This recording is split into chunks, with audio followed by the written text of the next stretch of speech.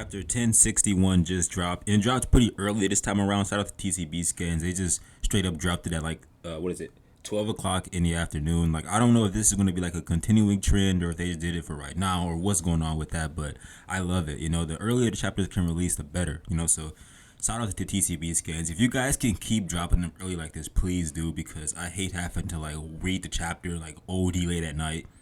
But this chapter was definitely one of the more exciting chapters. I don't think it's like as exciting as the last chapter, but in its own right, it is still a very, very great chapter. So it began with us continuing where we left off in 1060, with us basically the Straw Hats being exploded here. And it turns out that this was some sort of a gigantic metal shark under the sunny here. And this shark has the initials PUNK on it, which definitely caught my attention initially, because I'm like, yo, could this be Vegapunk? Because I kept seeing things about the chapter on Twitter. Like, I saw that there was different things trending, and Vegapunk was trending. So I'm thinking, okay, we're going to be introduced to Vegapunk, but I didn't think we would actually see Vegapunk this chapter. That's what really surprised me about this chapter, is that we literally were able to see Vegapunk toward the end. Before that, we got to see Tashigi again. It's great to see Tashigi. We haven't seen Tashigi really since Punk Hazard, as well as Mocha and all the children from Punk Hazard. It was nice. Apparently, according to Tashigi, they are decreasing in size. So while they are giants due to Caesar's experimentation, they are getting smaller, which is a great thing, because it's going to eventually return them to their original sizes as children. We also were introduced to a new character. I think she's new. I don't recall this being a Vice Admiral previously that we were aware of, but her name is Vice Admiral Doll. And when they call her a doll, they are not lying. You feel what I'm saying? That's all I'm going to say in regards to her. She looks like a potential candidate for best girl if she's written out well by Oda and not just another one of the women who he just throws to the wayside. Shout out to Smoothie. I think a lot of these characters are going to be instrumental into this arc. By the way, this arc is it seems like it's going to be called Egghead Island arc. I'm guessing the Egghead arc for One Piece. That's what I'm thinking it's going to be called, because the island that they're on is Egghead. So I'm guessing we just call this Egghead arc. Bonnie also said during this same exact panel that she has business with Vegapunk, so I'm assuming that it has something to do with Kuma, because Bonnie has a bit of a story arc with Kuma going on. We also are introduced to a new character named Hibari, who is a Navy HQ commander, also within the Sword group, alongside Kobe and Helmeppo as well. Although Doll's character box does not say she's in Sword, I'm guessing she's just aware of them, or she's just allied with them, similar to Tashigi. So Doll and Tashigi are not Sword members. They're just allied with them, or they're just aware of them, I guess. They're not actually officially in Sword.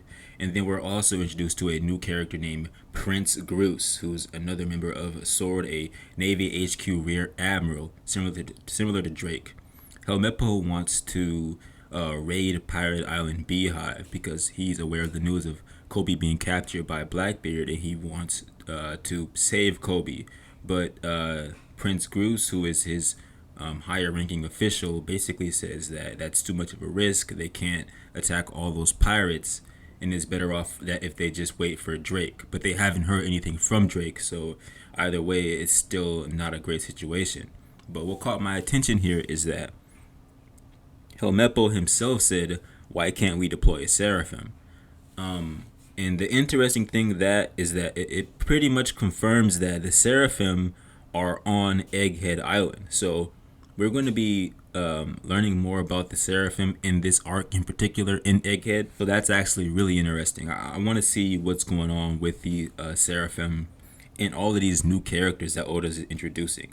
All of these guys are going to be playing a big role in this arc, I'm thinking. A lot of the Sword guys here, they're going to definitely be playing somewhat of an interesting role.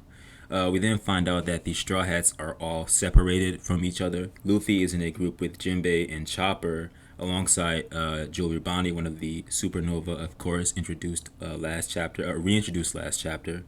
And it is definitely great to see Bonnie. We've been waiting since Sabaody. So, Bonnie pretty much said it herself. They met 2 years ago on Sabaody, And this, how many years has it been real time since we've actually seen Bonnie in the story? It's been a while. I mean, I think we saw a little cameo from her during the Reverie, but even then, that's not her playing an actual major role in the story. So to see Bonnie actually here playing a big role with the rest of the crew, it's nice, you know. And you should, by the way, I mean, if y'all have read this chapter, y'all know that this Bonnie panel is crazy. This is a crazy Bonnie panel. I definitely had to do a double take when I saw this Bonnie panel. Oda is definitely cooking with his chapter. He is cooking. But believe it or not, seeing Bonnie like this is not even the real highlight of this chapter, because this was just the beginning and what Oda had in store for us later on. We got to see a nice little visual of the Pirate Island Egghead, or just the Egghead Island, an island that is stated to be 500 years in the future, which is very, very interesting. We also got a introduction to one of Vegapunk's gigantic robots here that managed to fight off this shark that we were initially introduced to at the beginning of this chapter.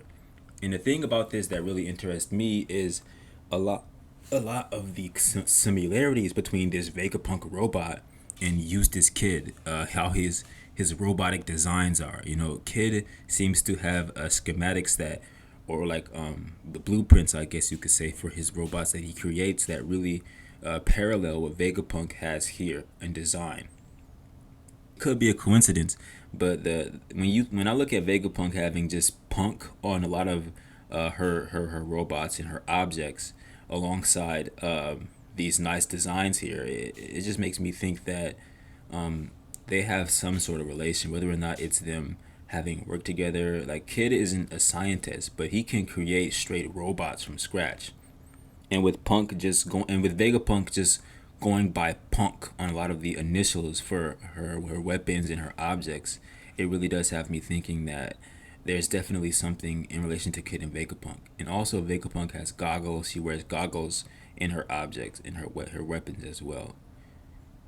With Vegapunk being a girl, by the way. I don't know if I even said that or had clarified that.